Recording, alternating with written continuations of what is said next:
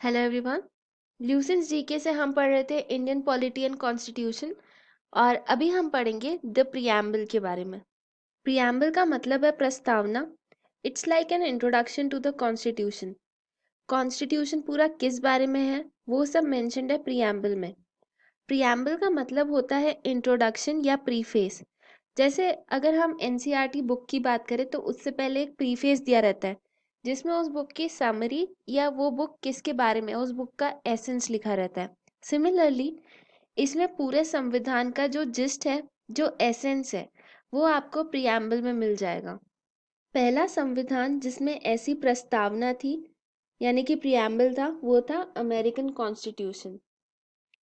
भारत का जो प्रियम्बल है वो ऑब्जेक्टिव्स रिजोल्यूशन के दौरान वहाँ पर ड्राफ्ट किया गया था। इसी कारण जो ऑब्जेक्टिव रिजोल्यूशन के जो आइडियल्स हैं वो रिफ्लेक्ट होते हैं प्रियम्बल में। ठीक है। और पंडित नेहरू ने ऑब्जेक्टिव रिजोल्यूशन मूव किया था और फिर अडॉप्ट किया था और उसे कॉन्स्टिट्यूएंट असेंबली में पास कब किया गया था? दिसंबर 1946 में। ये है प्रियम्बल। तो मैं इसका टेक्स्ट पढ़ती हूँ अभी। Constitution of India. We the people of India having solemnly resolved to constitute India into sovereign, socialist, secular, democratic republic and to secure to all its citizens justice, social, economic and political, liberty of thought, expression, belief, faith and worship, equality of status and of opportunity and to promote among them all fraternity, assuring the dignity of the individual and the unity and integrity of the nation. In a Constituent Assembly, this 26th day of November 1949, do hereby adopt, enact and give to ourselves this Constitution. Preamble में जो socialist, secular और integrity ये words है ये बाद में डाले गए थे। तो अगर हम प्रियम्बल को देखें तो इसके अलग अलग हिस्से हैं। सबसे पहले हम बात करते हैं सोर्स ऑफ प्रियम्बल की। तो we the people of India, ठीक है, ये है सोर्स ऑफ प्रियम्बल। इसका मतलब क्या है कि प्रियम्बल की ताकत कहाँ से आती है? भारत के लोगों से, we the people of India.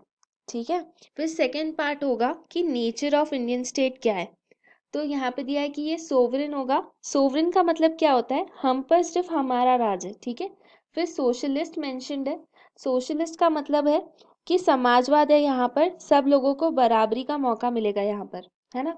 फिर सेक्युलर वर्ड है। सेक्युलर का मतलब है धर्मनिरपेक्ष होगा यहाँ पे। और फिर डेमोक्रेटिक। डेमोक्रेटिक का मतलब है लोगों को वोट डालने का अधिकार होगा। और रिपब्लिक यानी कि भारत जो है वो एक गणराज्य होगा। यहाँ कोई राजा महाराजा का राज नहीं होगा। फिर नेक्स्ट पार्ट की बात करें तो ये थर्ड पार्ट है जहाँ पे जस्टिस की बात की है। तो तीन तरीके के न्याय होंगे, social, economic and political. Social यानी सामाजिक न्याय, आर्थिक न्याय और राजनैतिक न्याय। मतलब यहाँ पे हर तरीके से न्याय दिए जाएंगे। फिर नेक्स्ट पार्ट आ गया लिबर्टी। तो 5 तरीके की आज़ादी है। लिबर्टी है, लिबर्टी मतलब आज़ादी होता है। लिबर्टी ऑफ थॉट, सोचने की आज़ादी। बाहर कुछ कहने की आज़ादी, लिबर्टी टू एक्सप्रेशन। फिर अपना धर्म, बिलीफ मानने की आज़ादी। फेथ और वर्शिप की आज़ादी। नेक्स्ट पार्ट इक्वालिटी है। तो 2 तरीके की इक्वालिटी है, स्टेटस एंड ऑफ अपॉर्चुनिटी। तो स्टेटस एंड ऑफ अपॉर्चुनिटी, सभी को समान रूप से देखा जाएगा सरकार और देश की नज़र में और सबको समान अवसर मिलेंगे। तो ऐसा नहीं है कि किसी ने अगर बीए पास, कोई अगर एक सिंपल ग्रेजुएट है यानी कि बीए पास किया हुआ है तो उसे यूपीएससी में 4 अवसर मिलेंगे। और जिसने मास्टर्स डिग्री की हुई है, एमए है, तो उसे 6 मिलेंगे। डिप्रेस क्लासेस के लिए क्राइटेरिया डिफरेंट है लेकिन वो एक अलग बात है। लेकिन दूसरी तरीके से आपको अपॉर्चुनिटी जो है वो इक्वली देगी, उसमें कोई भेदभाव नहीं किया जाएगा। नेक्स्ट है फ्रेटर्निटी। फ्रेटर्निटी का मतलब होता है भाईचारा। तो हर नागरिक को सम्मान मिलेगा और देश की अखंडता और एकता बनी रहेगी।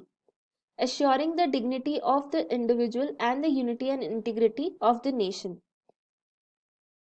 एंड में डेट ऑफ अडॉप्शन है 26 नवंबर 1949 को। आज ये संविधान दिवस के रूप में मनाया जाता है। फिर एंड में है एक्सेप्टेंस। सोशलिस्ट, सेक्युलर और इंटीग्रिटी, ये जो 3 शब्द है ये बाद में जोड़े गए थे, ये आप ध्यान रख लेना। तो अभी हमने प्रियम्बल में ये देखा कि सोर्स ऑफ अथॉरिटी कौन है इसमें, द पीपल ऑफ इंडिया, हम लोग, है ना। पावर कहाँ से मिलती है प्रियम्बल को, पीपल ऑफ इंडिया से।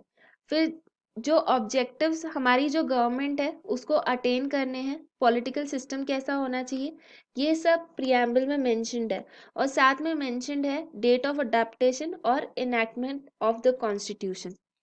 प्रियम्बल जो है वो नॉन जस्टिसिएबल है। देखिए, ये गवर्नमेंट की गाइडलाइंस है जो उन्हें फॉलो करनी है, लेकिन आप उनको कोर्ट में नहीं घसीट सकते। आप ऐसे नहीं बोल सकते कि हमारा जो गांव है वहाँ पे सामाजिक न्याय नहीं हो रहा है, तो मैं प्रियम्बल के अकॉर्डिंग सरकार के ऊपर केस करना चाहता हूँ, ऐसा नहीं किया जा सकता। फिर कुछ कंट्रोवर्सीज हैं जो हम देखेंगे। तो 2 बार सुप्रीम कोर्ट ने अपना अलग अलग डिसीजन दिया है प्रियम्बल को लेके।